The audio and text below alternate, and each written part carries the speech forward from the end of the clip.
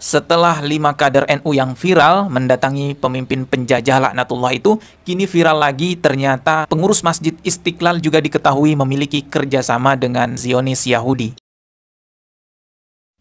5 kader NU yang mendatangi si Riwil dan berfoto mesra itu menjadi bahan gorengan asik untuk orang-orang Wahabi. Assalamualaikum warahmatullahi wabarakatuh. Alhamdulillah wassalatu wassalamu ala rasulillah wa ala alihi wa sahbihi wa mawala amma ba'du. Kaum muslimin dimanapun berada, semoga Allah subhanahu wa ta'ala senantiasa memberikan rahmatnya, taufiknya, hidayahnya, maghfirahnya, memberikan kelancaran rezeki dan kesehatan kepada kita semua, amin Allahumma amin.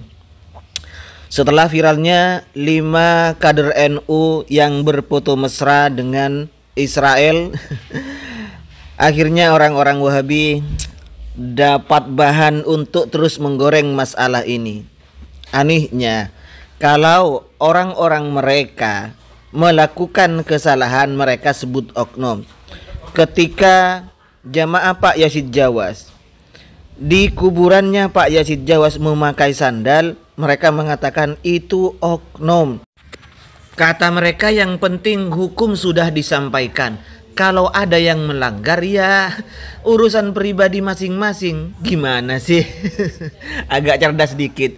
Itu kalau kelompok mereka yang melakukan kesalahan. Tetapi kalau ada oknum dari pengurus NU, oknum dari kader NU yang melakukan kesalahan, yang diserang oleh mereka adalah NU-nya, yang diserang mereka adalah kelompoknya, rumah besar NU-nya yang diserang oleh mereka, bukan kelima orang itu. Dengan berbagai narasi, baik dikontenkan atau di kolom komentar mereka, 5 topik ini, masalah apa saja yang dibahas oleh orang Aswaja, maka mayoritas orang Wahabi komennya masalah itu. Padahal kalau kita mengikuti alur mereka itu kan oknum, jadi urusan mereka berlima. Apalagi pengurus besar Nahdlatul Ulama sudah memberikan tindakan tegas terhadap mereka agar mereka itu mengundurkan diri atau diberhentikan. Itu sudah.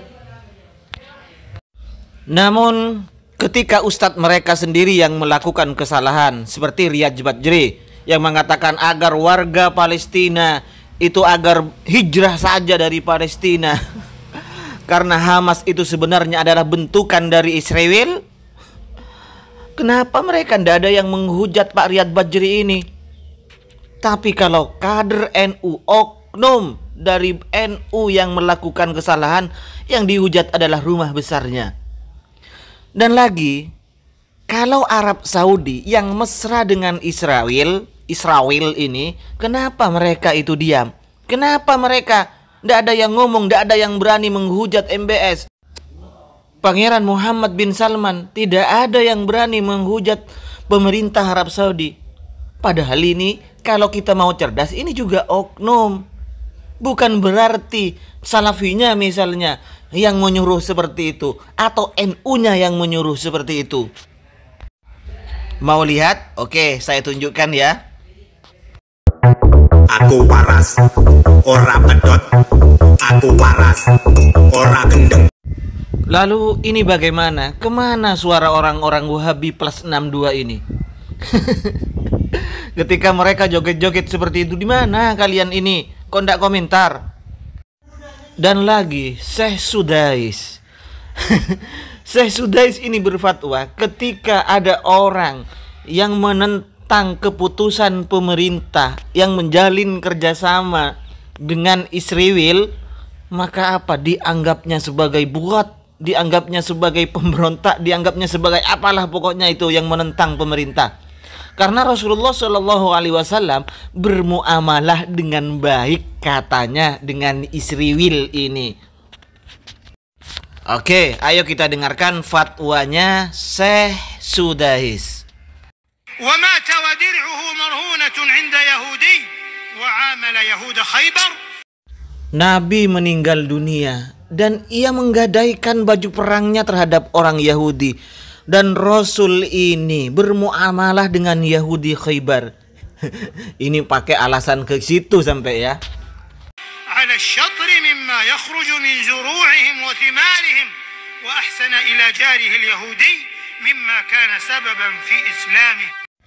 Dan Nabi berbuat ihsan terhadap tetangganya yang beragama Yahudi, dan inilah yang menjadi sebabnya untuk beragama Islam, untuk memeluk agama Islam. Itu bacaannya Khatib Masjidil Haram menjelaskan hubungan dengan Yahudi. Wa yasifu al-kharijina 'alal hukmi bil khawarij wal bughat. Orang yang keluar tidak tunduk terhadap hukum ini disebut khawarij dan bughat.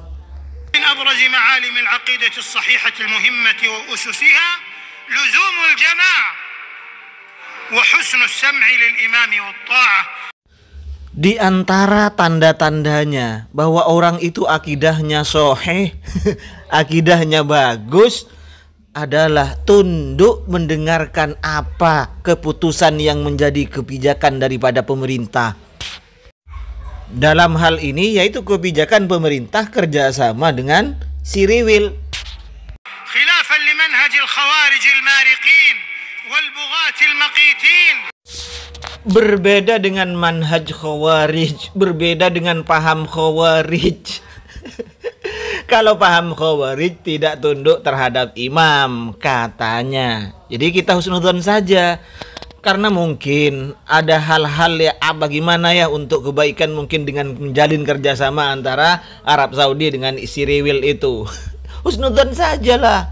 Walaupun ternyata husnudzon kita itu salah.